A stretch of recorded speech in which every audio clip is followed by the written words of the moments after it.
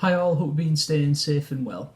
Today we're going to have a look at the opening of Act 3 of Romeo and Juliet, which is one of the pivotal scenes in the play, one of the most important turning points and a really significant moment of action for our two main characters.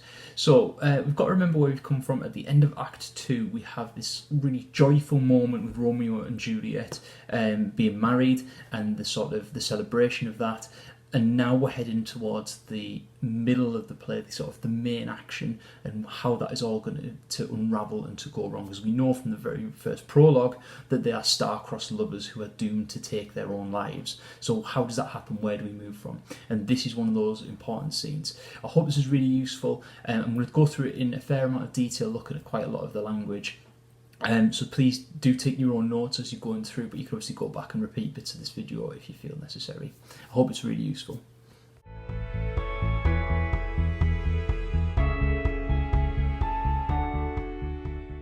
Okay, so where do we begin? As I mentioned in that introduction, this is a pivotal moment in the play. We have the two characters who are now married, and the final words from Friar Lawrence, encouraging them to love moderately, to love slowly. The fact that the relationship doesn't want to be like gunpowder, where it explodes very violently and then fizzles out.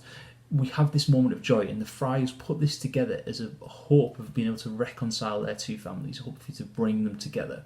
We know that we have two households, both alike in dignity, in fair Verona, where we lay our scene. We have two families from ancient grudge, so there's the deep-seated hatred between them. And if we remember back to Act 1, there is foreshadowing that Tybalt is particularly angry with Romeo for breaking into the party, where Tybalt recognises him, and he says that he will hunt down Romeo for that. He will punish him and make sure that this happens.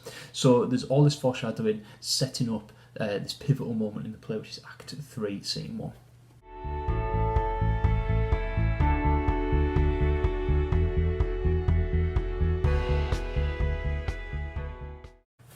Okay, so the scene actually opens in fairly calm circumstances, much like a parallel to Act 1, Scene 1, where there's a lot of boisterous banter going on, but this time it's two of the more senior members of the families who are speaking, and we have Mercutio and Benvolio talking about anger and talking about aggression and male violence. So Benvolio starts with, I pray thee, good Mercutio, let's retire. The day's hot, the Capulets abroad, and if we meet, we shall not escape a brawl. Essentially he's saying it's a hot day, and the temperatures rise, and you can feel something on the streets. If the Capulets were to encounter us here, we will end up fighting, and we need to avoid that if we all can. So we have this Benvolio's warning Mercutio that they need to be careful, they need to be cautious if the Capulets are around.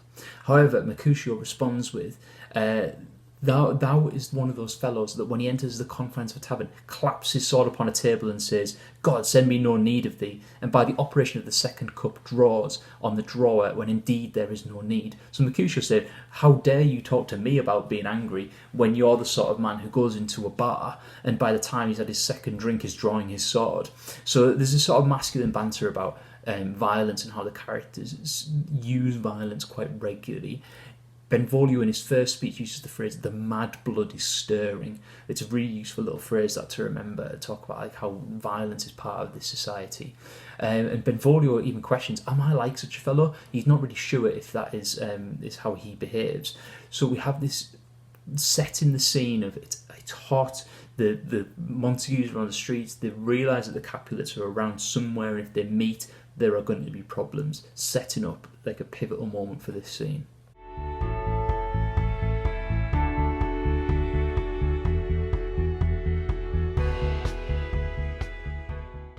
Okay, so the next crucial part of the scene is the entrance of the Capulets. So Tybalt is here and he's looking for Romeo to try and right what he perceives to be the wrong that Romeo has done him. Benvolio spots him and says, by my head, here come the Capulets. And Mercutio responds with, by my heel, I care not. So this is meant to be like an opportunity for an actor to do a gesture, like he could be crushing something beneath his heel. He sees the Capulets as so beneath him that they are beneath his feet. He doesn't care. And Benvolio is probably much more aware of what's going to happen. Tybalt goes to speak to them. He says, I will speak to them. Gentlemen, good evening. A word with one of you. Mercutio spars with him verbally. He says things like, oh, but one word with one of us, couple it with something, make it a word and a blow. And then Tybalt says, you find me apt enough for sir, and you will give me occasion. So they're sort of trying to wind each other up, and Mercutio's being a bit arrogant in this. He's trying to encourage Tybalt to wind him up a little bit further. And one way he does it is where Tybalt says, Mercutio, thou consorts with Romeo, meaning that he's your friend, you consort with him. But then Mercutio takes this as a double meaning, where it's as if, because a consort was a member of a band, a consort was a member of a musical band, and he says, what do you make us minstrels? Are you implying that we're members of like a travelling band? And he says, here's my sword, I will make you dance. Here's my fiddlestick, that will make you dance. Zounds, consort. So Mercutio's reacting with this mad blood that we saw in the first part of the scene, where it's the hot anger within him, and he was almost looking for an excuse to fight Tybalt, and he's doing this. Benvolio encourages him to step away. He says, in the public haunt of men, withdraw to a private place and reason coldly. All eyes gaze on us. So here we've got people watching us all over the place. We can't do this. We've been told that the next person who disturbs the street is going to be punished with death. Mercutio is so angry by this point, so ready to fight. But he says, men's eyes were made to look. Let them watch. I will not budge. And at that very crucial moment where Tybalt and Mercutio are squaring up to fight, Romeo enters.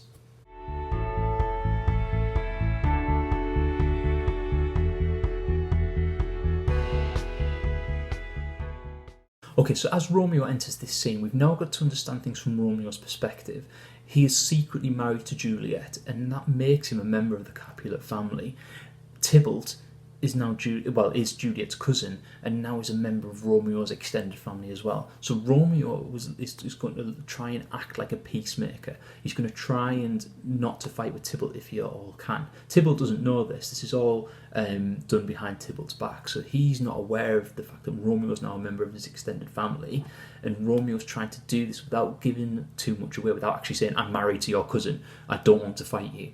So Tybalt says, I can bear thee, the love I bear thee can afford no better term than this, thou art a villain. So this is the accusation that he's making, you're a villain, you're a sneak, you're someone that I need to regain my honour from. Romeo says, the reason I have to love thee excuses the appertaining rage to such a greeting. Villain am I none, therefore farewell. I see thee knowest me not. Now Romeo's offering himself and saying, I am not a villain, and I can excuse your anger. I can understand why you are angry. So I'm sorry, but I can tell you don't know me. I'm a peacemaker. Therefore, farewell. He turns his back, essentially. He lets Tybalt have his angry moment, and Romeo says, I don't want to fight you. This isn't good enough for Tybalt. So Tybalt says, boy, this shall not excuse the injuries that thou hast done me. Therefore, turn around and draw your sword, because we are going to fight. And this doesn't excuse what you've done in the past. Romeo says, I protest I never injured thee, but loved thee better than thou canst devise. The fact that he's got married to Juliet, has to love Tybalt, he has to love the Capulets now. Until thou knowest the reason of my love, and so Capulet which name I tenderest dearly as my own, be satisfied. Now for those watching, this is a very strange thing for Romeo to say. He says the Capulet name is as good to me as my own name. I love it as much as I love a Montague. And obviously he doesn't say that, but it's because he's married to Juliet. And he says, be satisfied. And he says, do what you need to do, essentially. Be satisfied with this. I am not going to fight you. You have to make your own decision about what you would like to do. Now Mercutio sees this, and you've got to remember how angry Mercutio was previously. He sees as dishonourable, vile submission, and he can't stand by and watch this happen. He can't let Tybalt to start to beat up his friend or to punish his friend. So Mercutio steps in and says, Ratcatcher, will you walk? As in, will you fight? And Tybalt says, what would you have with me? Mercutio, good king of cats, nothing but one of your 9 lives. So Mercutio steps in, and rather than doing what Romeo said and walking away, and Romeo trying to diffuse the fight, Mercutio actually makes it worse. He steps in and he starts to fight with Tybalt to protect Romeo, who's offering himself in submission.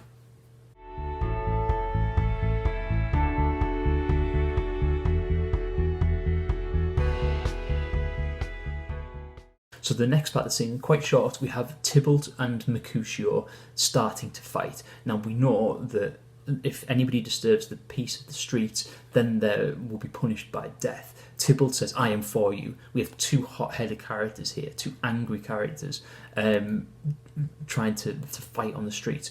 Mercutio says, you're pasado, which is a sword fencing move. He tries to encourage Tybalt to fight. Mercutio and Tybalt start their brawl, and Romeo steps in between them and tells them to stop. He says, Benvolio, beat down their weapons, gentlemen, for shame. Tybalt, Mercutio, the prince has expressly forbidden bandying in Verona streets, hold. So again, Romeo's acting as a peacemaker. He's trying to stop this fight, and for reasons that he understands that he has to love both Capulet and Montague equally now, he steps in to stop them hurting each other and to stop this brawl on the streets that's going to be punished by the prince.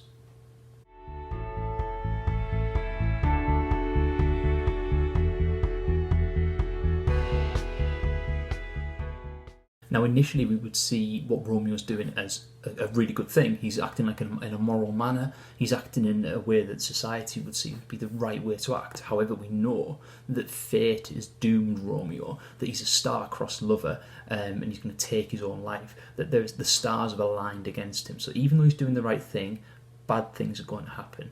And what happens is that as Romeo steps in front of Mercutio to stop him fighting, Tybalt moves forward and underneath Romeo's arm stabs Tybalt in the chest. So we have this very violent moment where Mercutio, Romeo's best friend, is stabbed right next to him. Tybalt runs away, Tybalt leaves, and Mercutio says, I am hurt, a plague on both your houses. I am sped as he is gone and hath nothing. So this is a really crucial line, a plague on both your houses, a curse on both of your families, which might be foreshadowing something that's going to happen further on in the play. Benvolio asks, are you hurt? But Mercutio, the man he is, tries to downplay it. He says, a scratch, merry, but it is enough. Where is my page? Go and fetch the surgeon. So he's downplaying this huge wound that he's got in his side as a scratch. Romeo, seeing how brave he's being, how much he's downplaying it, says, the hurt cannot be much. Mercutio says, it's not as deep nor wide as a church door, but is enough. It will serve. So it's not as deep as a church door, but it's enough to finish me. Ask for me tomorrow and you will find me a grave man. Now what Mercutio's doing is he's playing on words. Grave meaning serious, but also grave meaning a grave. He'll be in a grave. I am peppered, as in he's been stabbed a few times. Again he repeats, a plague on both your houses. A braggart, a rogue, a villain that fights by the book of arithmetic. And he asks Romeo specifically, why the devil did you come between us? I was hurt under your arm. It was Romeo's action that led to Mercutio being killed. And Romeo, absolutely distraught, says, I thought all for the best. He's doing his best to try and maintain the peace. And what's actually happened has led to his best friend being killed. Mercutio's final lines in the play we have, help me into some house, Benvolio, or I shall faint. A plague on both your houses. Again, he's repeating that phrase about the curse on both the families. They have made worms meat of me. They're going to send me to an early grave. They're going to send me to be food for worms. And he says, and soundly to your houses. Mercutio and Benvolio leave the stage, and at that point, Mercutio dies.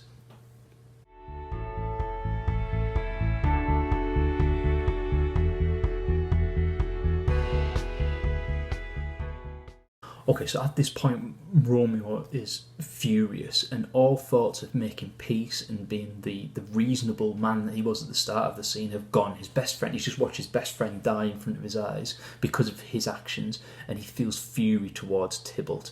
So he talks about the day's black fate on more days doth depend, so this day is a terrible day for me. In comes Tybalt, and Benvolio says, here's Tybalt back again. Romeo says, alive in triumph, and Mercutio slain, away to heaven, respective lenity, and fire-eyed fury be my conduct now. He's gone from this peacemaker to someone with fire in his eyes. The mad blood is stirring in Romeo here. He says, now Tybalt, Mercutio's soul is a little way above our heads, staying for thine to keep him company. Either thou or I, or both must go with him. So he's saying, now, Tybalt, you've killed Mercutio. His soul is floating above us. I'm going to send your soul up there as well, or mine, or both of us. someone is going to die for this. So Romeo's changed completely from this calm and measured man who's offering peace and offering the reason I have to love thee, Tybalt, that you cannot know. But he's changed now, and he's got the fire in his eyes and in his heart and anger. So Tybalt calls him a wretched boy. He says, you did consort with him here, you were with him hence, you're going as well. So Romeo and Tybalt start to fight, and Tybalt is stabbed by Romeo. Romeo kills him. Benvolio says, Romeo, away begone, the citizens are up and Tybalt is slain. Stand not amazed, the prince will doom thee to death. So Romeo has gone from the start of the scene where he's acting like a peacemaker, bringing the families together, to someone who's murdered Juliet's cousin on the streets. So even though it was provoked and even though it was reasoned why he did it, he has now actually killed Juliet's cousin, so he can never be the member of the Capulet family that he wants to become. This is why this scene is so pivotal and so important. It sets up the rest of the play about why Romeo and Juliet can never be together. Romeo uses this famous phrase, I am fortune's fool. Fortune and fate have made a fool out of me. Even when I try to do the right thing, horrible things happen to me, and the fate is sort of conspiring against me to make life awful and horrible, and he has to leave. So Romeo flees the stage, knowing full well that the prince's wrath and the prince's vengeance for disturbing the peace of the streets is going to come down heavily upon him.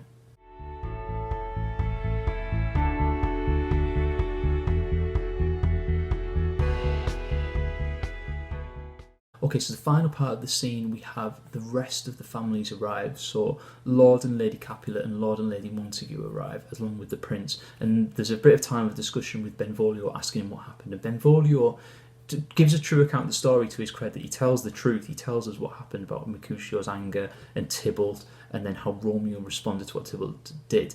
And Lady Capulet says he is kinsman to the Montague. Of course he's going to say that. It's his family. And for the blood that's been shed, Romeo must not live. For blood of thine, shed blood of Montague. She says, like, Prince, you said the next person to disturb the streets needs to die, and that is what should happen here. The prince says, Romeo slew him, he slew Mercutio. Where did the price of the bloodshed owe?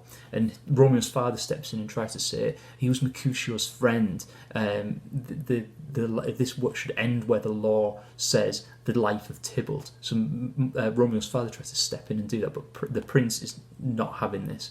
He says, and for that offence, immediately we do exile him. So Romeo's punishment, rather than being executed, rather than being hung on the streets for disturbing the peace, is that he's going to be exiled. He will leave Verona and he will not be allowed to return.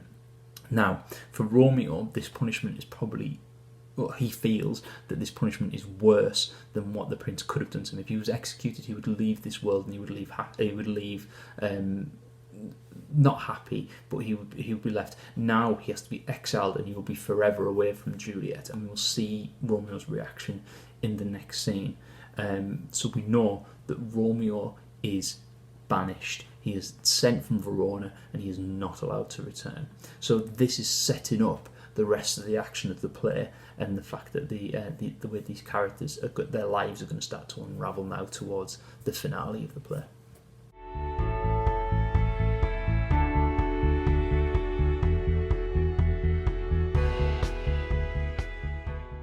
Okay, so what I would like you to do, having had a look at this video and having a read of this scene, is two things. The first thing I'd like you to have a look at is the difference between peace and violence and how it is explored in this scene. So I'd like you to find 5 key quotations that you think demonstrate peace and 5 key quotations that you think demonstrate violence, and to annotate those in depth. And the second thing I'd like you to do is to have a look at the 3 main characters in this scene, which are Tybalt, Mercutio and Romeo, and make a character map for each with key quotations and key ideas about their behaviour and their reactions within this scene and the key events that happen to them.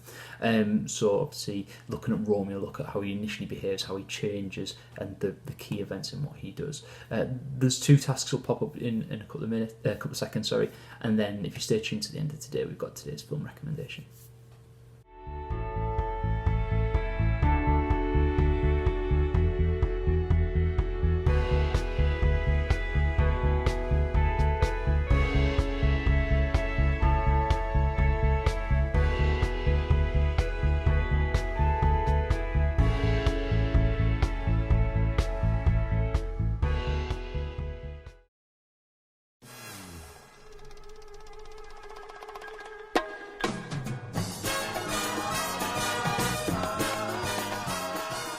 Okay, for today's film recommendation, I've gone for a classic comedy with Bill Murray, and it is Groundhog Day, which is a really, really excellent use of a central idea that they take to the extreme, the idea of a person replaying the same day over and over and over again, unable to escape it, a bit like Lockdown, really. It's a really, really funny film. It's got a lot of interesting dynamics about how the characters behave and how he matures and how he changes as the film goes on. Really worth a good look, and check it out. Hope that was really useful for Act 3, Scene 1. And next time we're going to have a look at Act 3, but we're going to skip a few scenes together. So we're going to do scenes 2 to 4, looking at how the response to Tybalt's death and Romeo's banishment.